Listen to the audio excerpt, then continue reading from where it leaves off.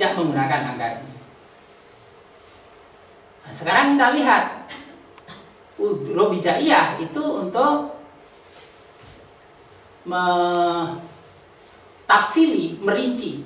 Jadi orang pandangan bahwa Al-Quran itu hanya membahas sesuatu secara umum. Padahal Al-Quran sendiri menjelaskan bahwa ia menjelaskan dengan terperinci.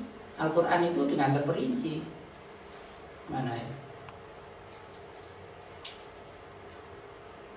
Nah, di sini.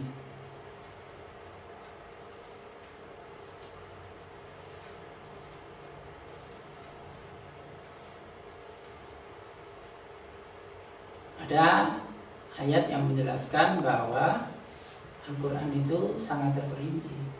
Nah, kita lihat langsung di sini aja, surah Fussilat ayat 1 aja.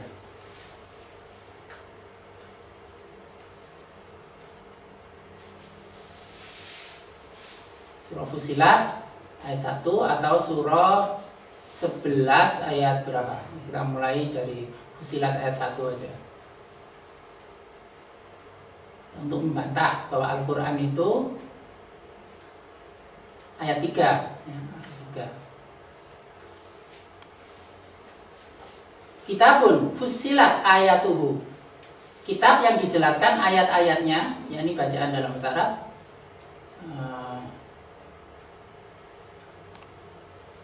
Ya, tidak di sini ya. Di sini diartikan, dijelaskan ayat, sebenarnya dirinci ayat-ayatnya. Ayat-ayatnya itu dijelaskan secara terinci. Maksudnya seperti itu. Fussilat itu terperinci. Tapi banyak yang berpandangan bahwa Al-Quran itu hanya menjelaskan secara umum. Padahal Al-Quran sendiri mengatakan apa itu? Ia sangat rinci.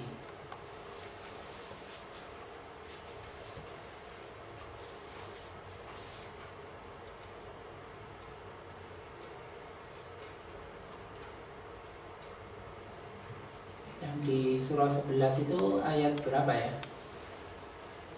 Masih ada yang ingat nggak bahasannya kemarin? Di Muqaddimah itu yang ayat-ayatnya itu juga rinci, ayat 9 mungkin.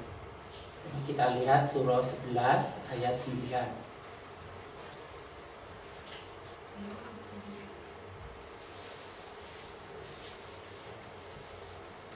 Bukan.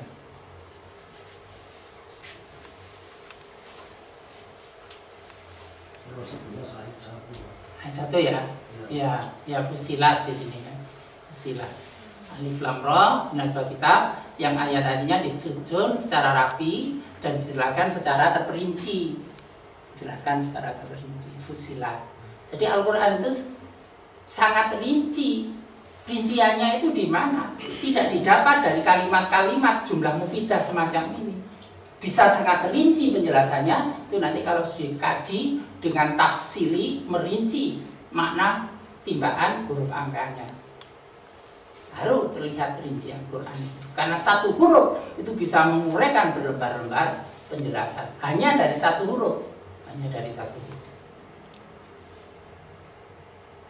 Ini sebelum masuk pada kajian tentang juz, supaya jelas itu dari muqaddimahnya sampai dengan metodenya itu seperti apa, mengapa huruf angka semacam ini. Di Al-Quran jadi dengan perhitungan huruf hijaiyah, urutan huruf hijaiyah tadi bisa diketahui bahwa nun itu huruf ke-25, alif huruf ke-1, ra huruf ke-10, qaf huruf ke-21, alif lam huruf ke-31, jumlah seluruhnya menjadi 88. Surah 88 itu Al-Ghasyiyah, jumlah ayatnya 26 itu adalah kata ada, ain 18, dal 8, 26. Sadahnya ini double lam, tasdid double lam. Satu lam itu 23, maka double lam menjadi 46. 46 itu kata romza, rumus atau isyarat. Jadi Al-Quran itu bicara tentang rumus isyarat angka. Al-Quran itu bicara tentang rumus isyarat angka dari apa? Cermin dari 26 itu 62 huruf-hurufnya. Dari huruf-huruf itu ada rumus atau isyarat angka, dijelaskan lewat rumus isyarat angka. Itu perincian itu, tafsilinya itu dengan cara seperti itu.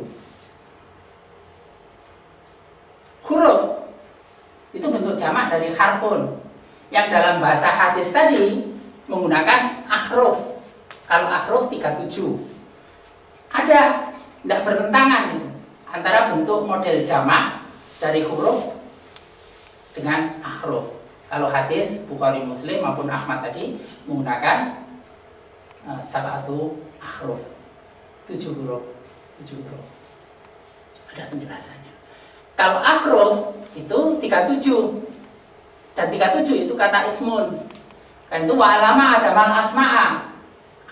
Nabi Adam itu diajari asma-asma. Artinya diajari asma-asma itu hakikat sesuatu. Akhruf ini huruf yang menjadi huruf bagian dalam. Sedangkan huruf luar yang tampak kasat mata itu huruf yang ini, itu yang fisik. Cermin dari 26, 62. Kok pakai cermin? Karena Al-Quran mengajarkan seperti itu. Di dalam Al-Quran itu ada sistem cermin namanya. Ada sistem cermin. Apa sistem cermin? Itu ditunjukkan misalnya pada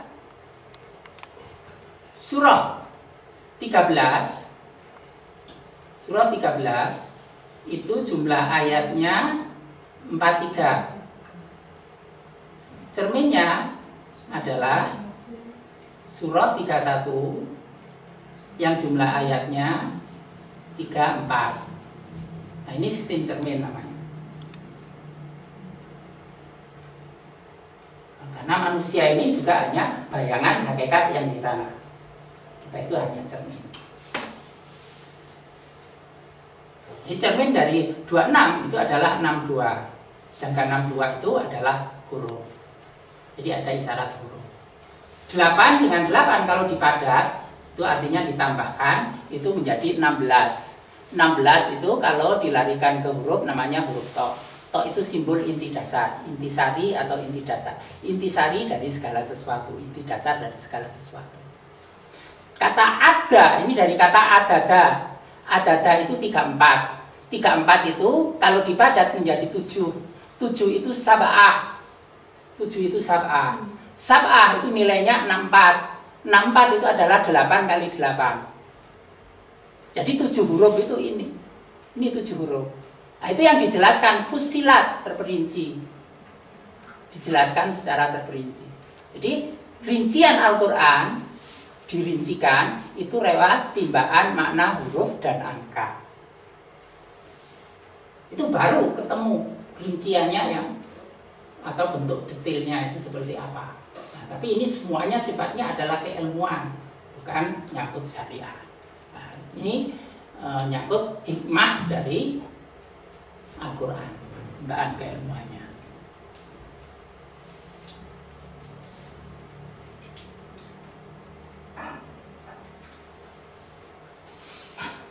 Ini dasarnya karena tadi itu ilmu Allah ini. Nah, sifat kajian itu adalah merinci hubungan bermakna antara huruf dan angka atau bilangan Qurani.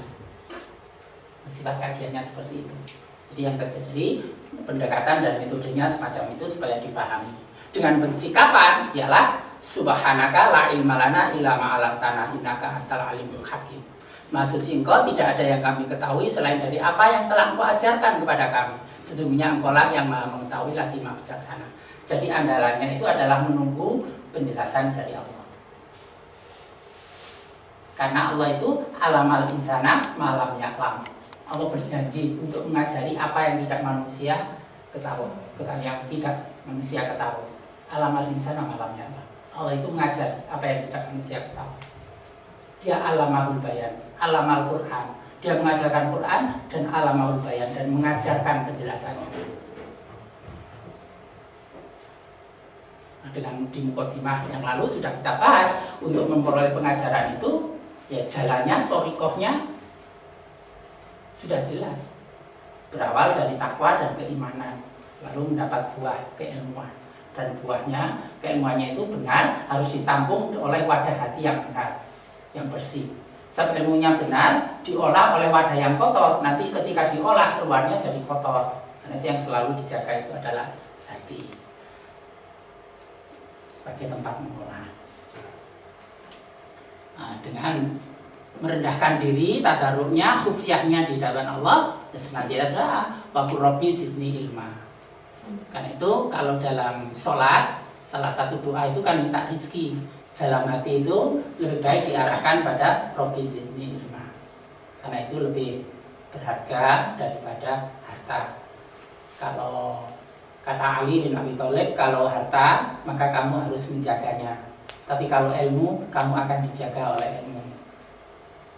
Jadi menjadi ringan. Kalau menjaga harta itu berat, tapi kalau kita dijaga oleh ilmu, maka hidup kita itu akan lebih damai, tentram. Harta berlebih tapi tidak ada kedamaian, itu nggak tahu, saya sendiri nggak pernah mengalami. Tapi menurut ceritanya itu nggak enak. Saya sendiri nggak ngalami, karena hanya ada contoh, ada orang yang sedang lagi naik daun, hartanya berlimpah, itu malah nggak bisa tidur, karena takut untuk tidur di kamarnya. Kamarnya bagus tapi tidurnya di ruang tamu, karena setiap hari takut kalau rumahnya itu dirampok orang. Ada orang kasus yang seperti itu kan nggak tenang, Jadi dia harus menjaga harta, dia terpenjara, diperbudak oleh hartanya. Ini namanya orang yang tertipu. Bukan berarti orang nggak boleh harta. Dunia itu kesenangan yang menipu untuk orang yang tertipu. Tapi kalau orang yang cerdas ya tetap bermanfaat, Kalau yang dikejar semacam mata dunia untuk kenikmatan dunia, itu dia tertipu. Dia ditunggangi oleh hartanya. Tapi kalau harta itu digunakan untuk sebaik-baiknya sebagai ladang beramal untuk tabungan di akhirat, maka dia tidak tertipu oleh dunia. Jadi dunia itu kesenangan menipu bagi orang yang tertipu. Tapi dunia itu tidak menipu bagi orang yang cerdas. Karena dunia itu digunakan untuk keuntungan kehidupan di akhiratnya. Bukan dia terjebak, terpenjara, dikangkangi oleh hartanya. Nah, orang yang cerdas itu harta didatangkan, digerujukan atau diambil semua, ya tetap sama. Karena pada akhirnya yang dikatakan al-ghina itu adalah ghina nafsi, kekayaan jiwanya. Saat orang yang cerdas itu akan melihat harta itu sebagai amanah dan titipan. Kalau memang sudah saatnya diambil ya sudah.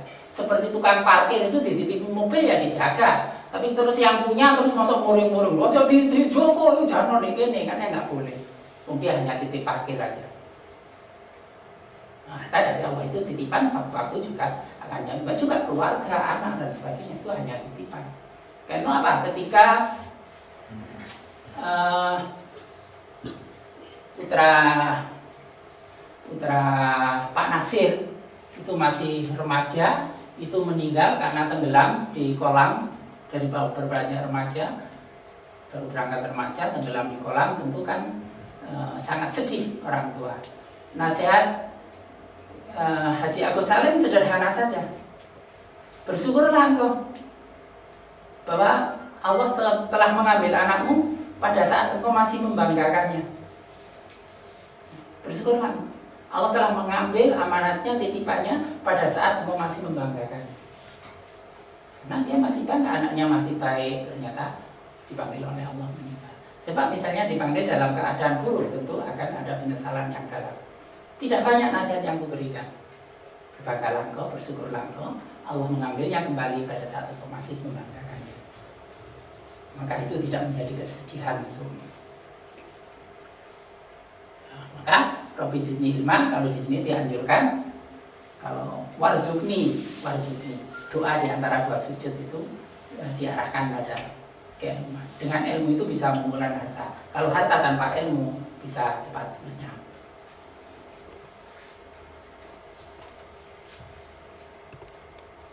Lalu model pemerolehan ilmu itu apa? Ada dua macam. Kalau model kampus itu begini, ini fenomena, ini fakta, ini logika manusia. Ini ada buku Immunati disebut Saling Sapa, Logika dan Fakta. Nah, ini hubungannya hanya ini. Faktanya, apa awakmu ini? Nurut awakmu apa? Nurut apa ini? Apa ya ngono? Itu dialog antara fakta dan logika. Itu dugaan-dugaan, interpretasi. Don, ini isinya don. Mulai dari hipotesis, mulai ada asumsi. Dan asumsi itu kan sering sesuatu yang salah dianggap benar. Kalau pendidikan misalnya, menyebarkan angket, kan banyak hal yang tidak diketahui. Si penjawab angket itu jawab apa adanya, jujur atau enggak, kan enggak diketahui. Orang sudah ya, masa ditanya, kamu ini jawabnya jujur lah. Oh, kadang-kadang apa jujur apa enggak orang ngerti. Banyak orang yang enggak tahu dirinya sendiri. Kalau saya ke dokter ditanya sakit apa? Enggak, sakit apa ya enggak ngerti. Keterbatasan bahasa orang sulit menjelaskan. Tapi asumsi sering sesuatu yang salah dianggap benar. Misalnya orang dianggap jujur padahal dia tidak jujur, terus diasumsikan. Wah, kenapa kamu jujur apa enggak, kamu jujur apa enggak. Akhirnya kesimpulannya salah, asumsinya salah. Nah, itu kalau fakta dan logika saling bersepakata, ada bukunya. Saling sepakata logika dengan fakta. Sedangkan model subhanallah ilmana, subhanaka la ilmalana illa ma 'allamtana, itu modelnya seperti ini. Di sini Allah, ini manusia, di sini fenomena fakta. Bukan manusia langsung menginterpretasikan fakta ini, tapi manusia mi'raj, merendahkan diri di hadapan Allah. Mohon, ya Allah, hamba ini bodoh ya Allah. Kamu nggak seperti akal. Ya, tapi karena dosa membuat akal hamba tertutup. Dan kau memberikan ilmu sedikit.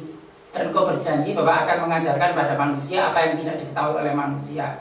Rabbi zidni ilma ya Allah. Tambahlah keilmuan hamba. Ya wes.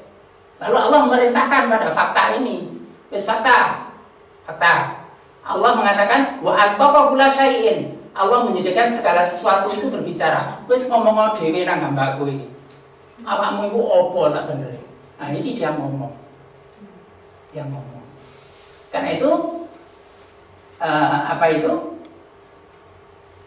ayat kursi itu atas dasar omongan fakta.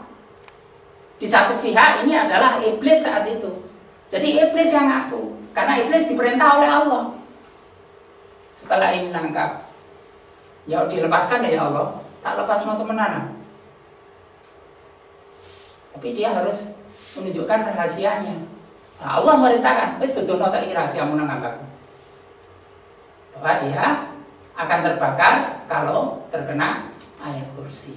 Lek sing maca ayat kursi artinya resi.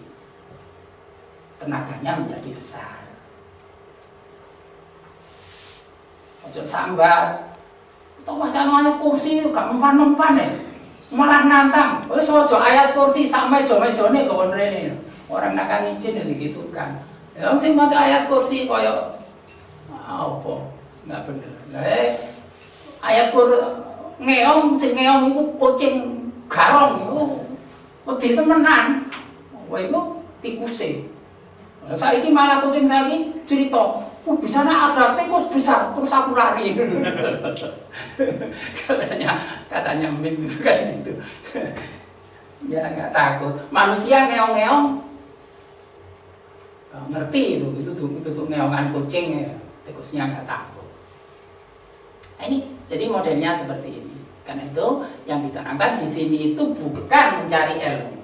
Di sini bukan majelis untuk mencari ilmu, tapi majelis mengarahkan untuk dekat kepada Allah, tawajuh ke Allah, wattaqullah, takwalah kepada Allah, tingkatkan takwa kepada Allah, wa yu'allimukumullah, maka biarkan Allah nanti mengajari kamu.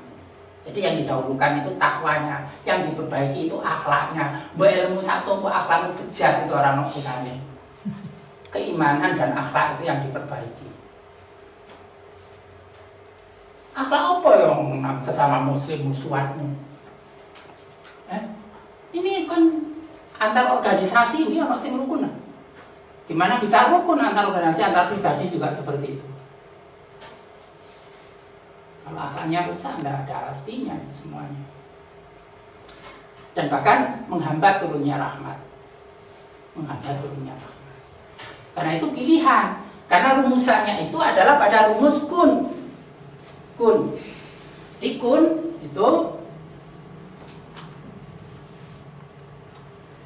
kun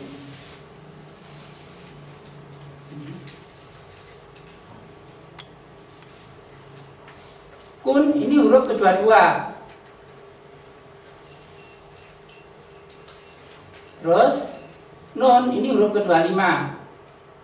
Membentuk apa ini? Penyebut dengan apa ini istilahnya? Bilang.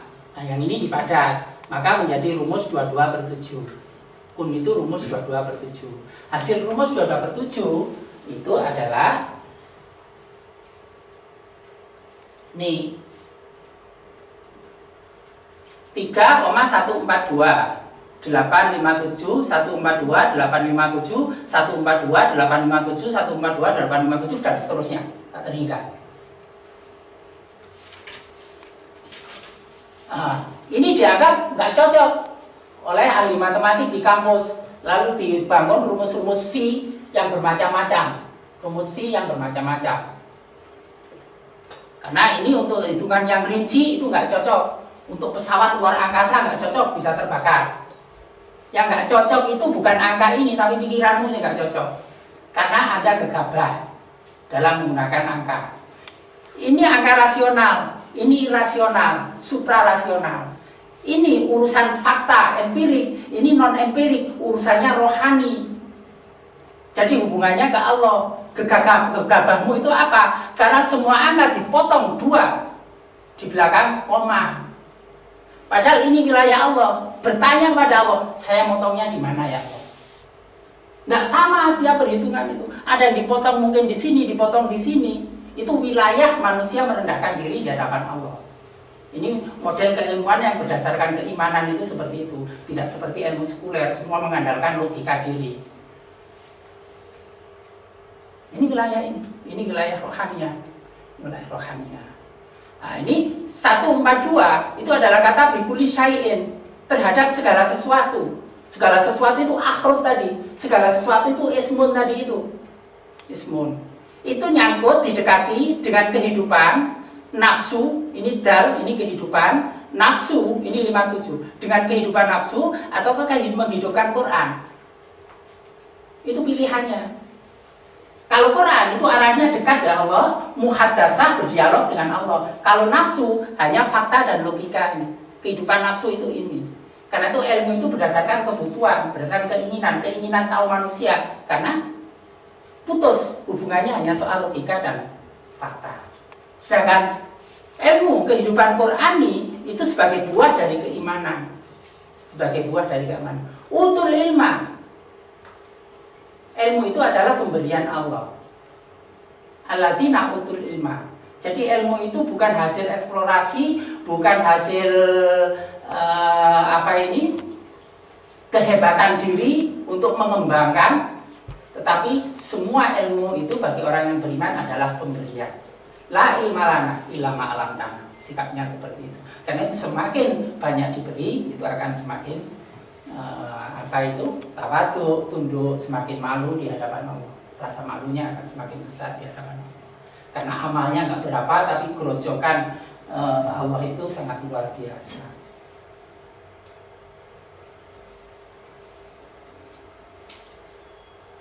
Nah, yang lalu kan sudah disampaikan hadis bahwa ada hamba Allah yang waktunya itu disibukkan untuk Al-Quran. Karena sibuknya terhadap Al-Quran sampai tidak sempat berdoa.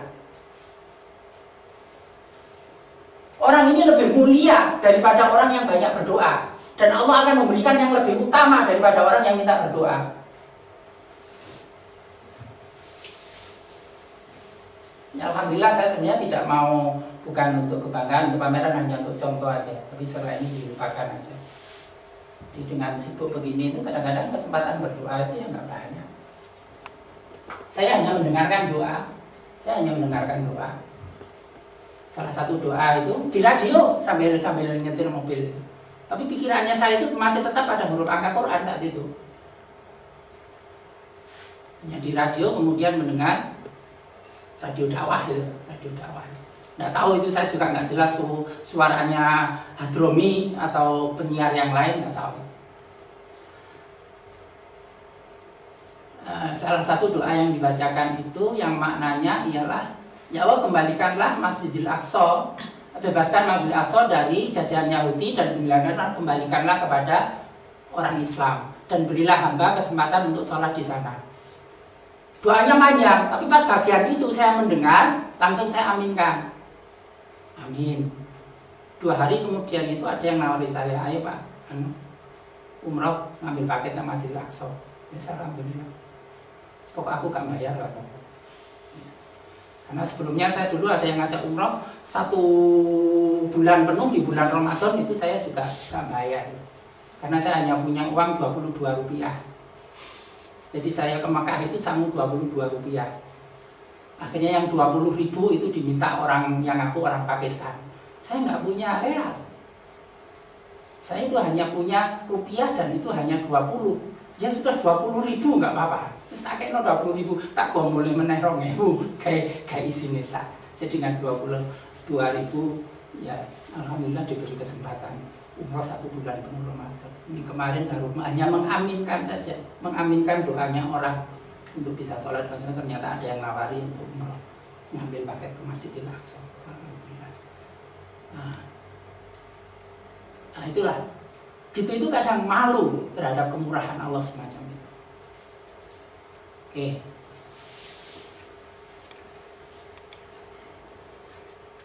Nah, ini model perolehan. Nah, intinya ini diri bertanya kepada Allah itu adalah wujud tauhid,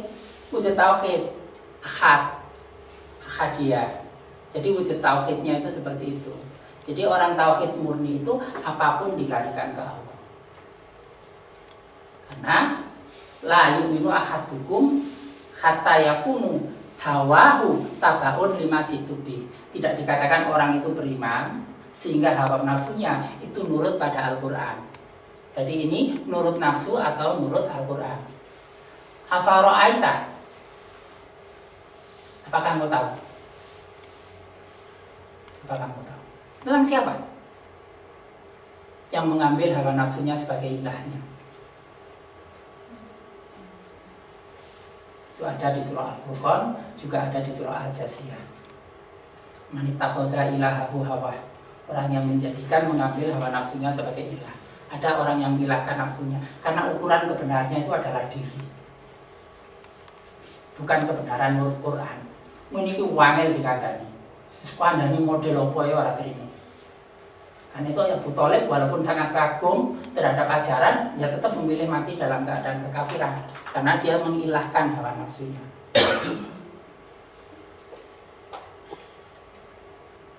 Kalau menurut ceritanya Pak Harto itu, mengapa Bung Karno tidak mau membubarkan PKI? Ini kok ada tuntutan undang-undang IT enggak ya? Ya, saya kira langsung jadi tuntutan undang-undang IT ditangkap Jarno wis gak apa-apa.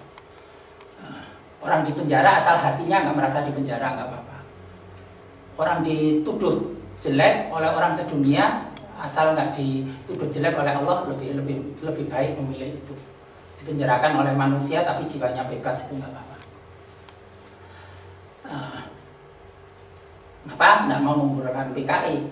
Karena konsep Nasakom sudah terlanjur dijual, dipidatokan di PBB.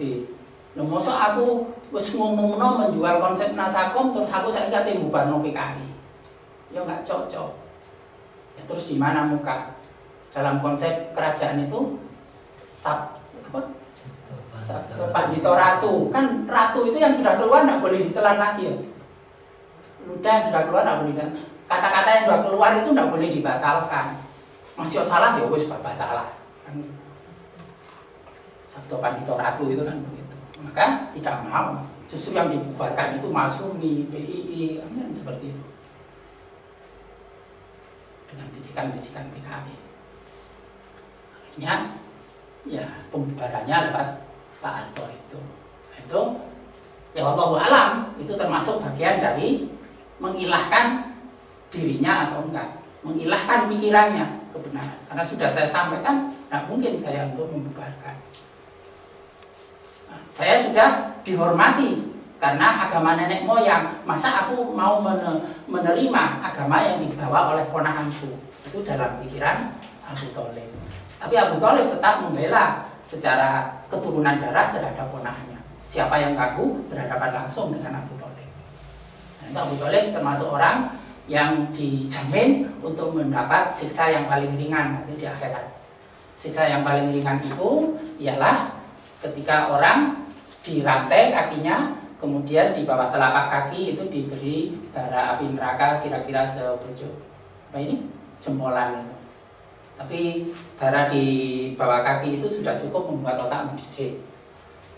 Jadi ya tetap sakit juga meskipun segini ternyata. Nah, ini hadiah. Nah, itu nanti akan menghasilkan pandangan.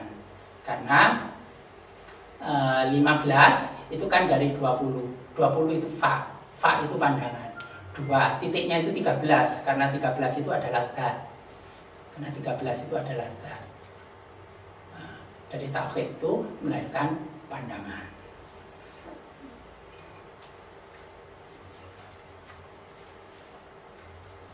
Nah, 3 dengan 15 itu nanti 18 ilmu, ini sisa 10 itu hati, keilmuan dari hati. Itu wa mayumin billah yahdi qalba. Melahirkan pandangan keilmuan yang terbit dari hati. Jadi ilmu itu dari hati, bukan dari logikanya. Lahum qulubun la ya'qiluna biha. Orang-orang kafir itu mereka punya hati tapi tidak digunakan untuk memfungsikan akalnya. Surah 22 ayat 46. Lahum qulubun la ya'qiluna biha. Karena itu orang beriman biasanya kalau merenung itu biasanya menengok ke arah hati, ke arah dada. Tawadhunya itu ke situ. Allah itu al-mutakalim, senantiasa menyampaikan berita-berita dan memerintahkan segala sesuatu untuk berbicara. Tinggal fungsi hati rohaniah, fungsi telinga rohaniah, fungsi mata rohaniah itu bagus atau enggak pada setiap manusia. Kenyataannya sekolah telah membunuh fungsi-fungsi semacam ini. Rasa itu sudah dibunuh sejak SD. Dihidupkan itu hanya pada waktu di TK aja. TK itu masih dihidupkan pengembangan rasa. Tapi di SD sudah dibunuh, sudah mati. Saya pernah dapat dosen tamu dari Florida selama 1 tahun diajar. Saya waktu itu membenarkan ketika dia mengatakan, Anda dalam menyapa dengan budaya saya, budaya Anda itu Anda hanya tersenyum, mengangguk, itu nggak jelas. Yang Anda senyumi itu siapa? Anda mengangguk pada siapa? Ketika ada orang senyum dan mengangguk, kita mengira bahwa dia pada kita, ternyata pada orang di belakang saya. Itu kan namanya kecelit. Untuk memastikan, Anda harus menyebut nama. Halo, terus sebut nama. Memang dia terpengaruh dengan faham behaviorisme. Maka semuanya harus jelas seperti itu. Jadi nyapa itu tidak boleh, halo, assalamualaikum, gitu. Tapi harus nyebut nama. Nyebut nama dan siapa dan memberikan isyarat. Matanya dipandangkan ke sana. Saya waktu itu memandang seperti benar, tapi setelah saya ngaji di sini bersama Imunati, akhirnya ya tidak sepenuhnya benar. Karena kalau di Jawa dulu itu ada pendidikan rasa. Rasa itu dihidupkan. Jadi orang bisa memahami dengan bahasa-bahasa isyarat. Bahasa isyaratnya sama, ngedipkan mata, tapi mungkin maksudnya berbeda. Tapi orang yang tanggap insasmito itu tahu maknanya. Kalau rasanya itu hidup. Melihat itu menyetujui ataukah melarang. Rasa hidup itu bisa membedakan. Kalau mati ya nggak bisa. Sedangkan rasa itu banyak dibunuh oleh sekolah, karena sekolah lebih mengutamakan aspek kognitif. Nah, saya termasuk ikut berdosa di situ. Yang boleh jadi guru ya. Guru itu, waduh, terjebaknya itu merasa sudah mengajarkan ilmu, padahal ilmu pun. Betul ilmu itu mengarahkan anak untuk berakhlak mulia ataukah sebaliknya? Jangan-jangan semakin tinggi pendidikan orang, tingkat ngakalinya semakin baik. Ya. Semakin tinggi pendidikan orang, tingkat ketenteraman rumah tangganya semakin kacau. Tingkat komitmen terhadap keluarga semakin rendah. Jangan-jangan yang terjadi seperti itu.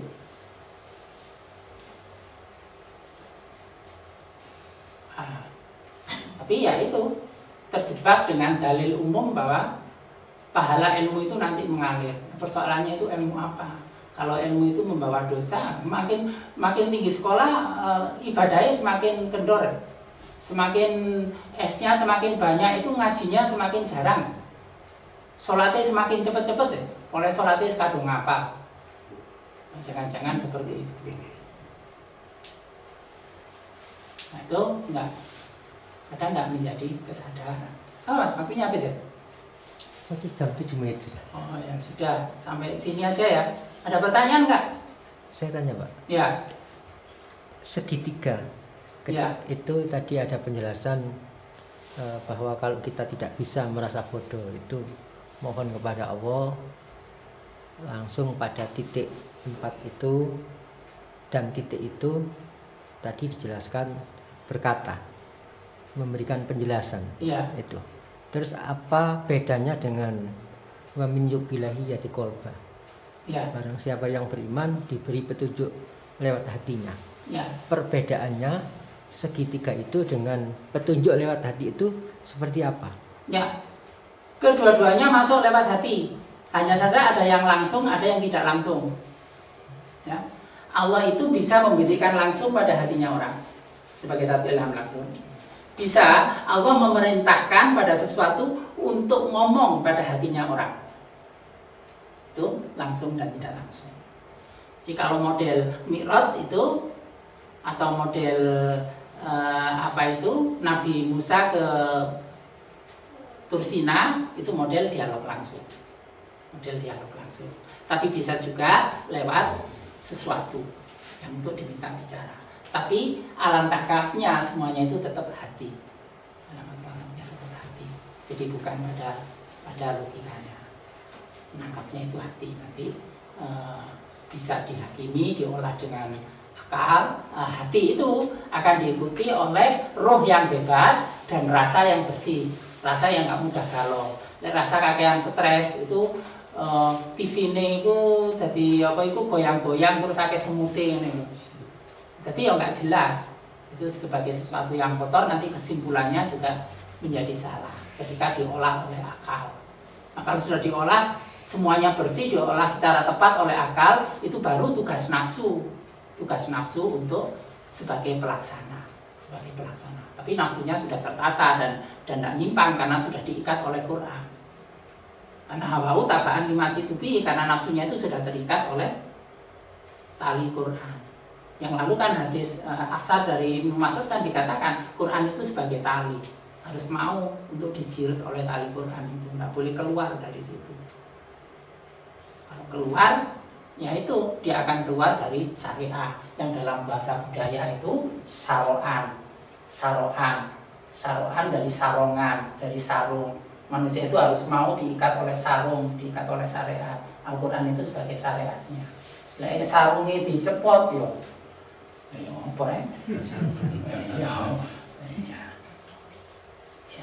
Terus juga wanita itu mengapa wanita? Karena itu budaya Qurani dan menolak perempuan, walaupun orang Indonesia lebih suka empu karena memiliki. Tapi hati-hati, wanita itu semakin merasa memiliki semakin gampang jatuh. Apa sih rahasianya? Mengapa wanita itu tempat sholat yang paling utama dari wanita itu adalah di rumahnya pada sudut yang gelap? Karena wanita itu mudah terpancing untuk pamer terhadap apa yang dimiliki. Yang paling bagus itu wanita itu kalau sembunyi. Jadi, tetapi sholat di masjid itu tidak boleh dilarang. Kalau ada istri minta sholat di masjid, suami itu tidak boleh untuk melarang, itu Nabi. Tapi diberitahukan bahwa tempat sholat yang paling baik bagi wanita itu di rumahnya. Dan sholat di kamarnya itu lebih baik daripada sholat di ruang keluarga. Sholat di ruang keluarga itu lebih baik dari sholat di ruang tamu. Yang paling bagus itu di kamarnya di sudut yang gelap. Ini simbol bahwa manusia, khususnya wanita itu harus lebih pandai menjaga untuk tidak boleh pamer apa yang dimiliki. Bukan duwe apa itu mas sak kintal digawe kabeh. Karepe kan ngono. Lek metu itu kan kabeh digawe pamer. Terus lek wis ngaene akeh aksesoris akeh kan mlakune luwih megar-megar lah. Kecenderungan wanita itu seperti itu, karena itu disimbolkan bersembunyi, tawadhu di dalam menyembunyikan perhiasannya itu lebih baik bagi wanita, disimbolkan seperti itu. Itu aja diterima itu secara saklek itu seneng ngono ndok omahe kamu metu sumpek kamu stres. Ya semetu-metu gak apa-apa karo bojomu terus gak usah menor-menor ngono ya. Itu kan simbol dari ajaran seperti itu. Jadi itu Mas, jadi Allah menjadikan segala sesuatu itu berkata. Nanti dia ini ngomong, aku aja ngono gak iso. Aku itu iso berbuat baik itu lek awakmu caramu ini. Aku selesai urusanmu, aku nggak jadi masalah itu lek awakmu kayak gini. Dia berbicara pada hati. Dan sekarang ini pun juga aku jadi senggol ngono, cuma aku gak krungu. Aku mangkel. Dia kalau nggak diberi air itu jerit, tapi manusia nggak dengar ceritanya. Itu karena telinga hatinya sedang mati. Tapi kalau telinga sedang hidup, waduh lihat tanaman kering itu udah bisa nangis karena itu kesalahan dari dirinya. Awakmu iku wis nyiksa aku, dilebokno pot, aku jadi gak bebas, gak kon panasi, gak kon sirami, itu dia nangis seperti itu. Hati manusia yang peka ya akan nangis itu melihat sahabatnya seperti itu. Maka rekayasa pemaksaan itu terhadap segala sesuatu banyak disebut di kisah di surah Al-An'am itu tentang binatang, kolahi dan segala macam itu. Kalau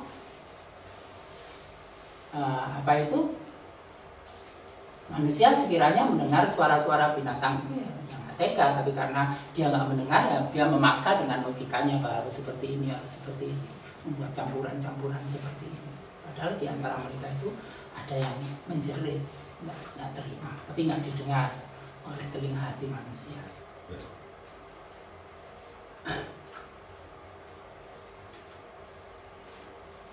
Itu Mas, jadi semuanya jalurnya lewat hati. Jadi radar hati yang harus dihidupkan. Untuk ini, ya pertama diri harus diperbaiki, lalu keluarga. Itu di sini yang utama itu bagaimana membangun keluarga yang bagus. Nah, terus thoriqohnya itu ya sholatnya, puasanya, jihadnya, komitmennya terhadap ayat Al-Quran itu yang dijaga. Jadi bukan tempatnya yang didahulukan mencari ilmu, karena jadi bukan tempat cari ilmu agama, tapi belajar beragama. Yang diupayakan itu adalah tawajuh untuk takwa kepada Allah, beriman kepada Allah. Nanti Allah akan memberikan ilmu. Betul ya. Ilmu itu pemberian dan tidak bisa memaksa. Terus ojo ngaji di kene terus beberapa kali terus punya keinginan nggak bisa pakai ijuz, main jelek kalau nggak usah kayak ngono. Juz itu hak Allah, dikei alhamdulillah, gak dikei yo ojo dianggap masalah. Tetap alhamdulillah. Gak dikei ilmu juz ya pokok sehat, ora usah maksa-maksa.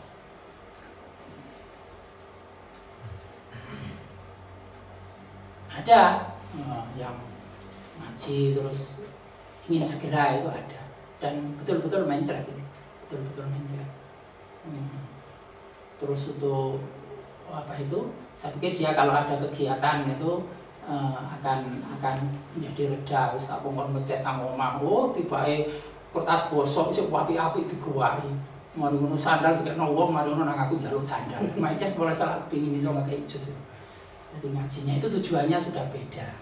Apa yang membuat doa-doa itu akhirnya orang didatangi setan. Itamana fa'alqas syaitanu ala umniyati. Karena keinginan-keinginan itu mengundang hadirnya setan. Yang dibaca betul Asmaul Husna, tapi keinginannya itu supaya ingin wibawa, supaya rezekinya tambah. Yang datang setan di situ. Memberikan bisikan-bisikan. Nah, kalau Allah sih terhadap Nabi itu disisihkan semuanya. Orang ngaji banyak. tujuannya itu untuk tujuan-tujuan duniawi. Datang ke kiai tujuannya untuk tujuan duniawi itu banyak. Nah, biasanya terus ya jadi orang yang menjerat-menjerat. Kan banyak atau santri-santri yang kemudian wah gitu. Ya, karena tujuannya beda. Mumpung ibadah itu tujuannya bukan lillahi ta'ala tapi tujuan-tujuan yang lain. Ketika nggak terjadi ya bisa wah seperti itu, strik gitu. Karena itu diingatkan jangan sampai seperti itu. Karunia itu hak Allah diberikan pada siapa saja, nggak usah maksa.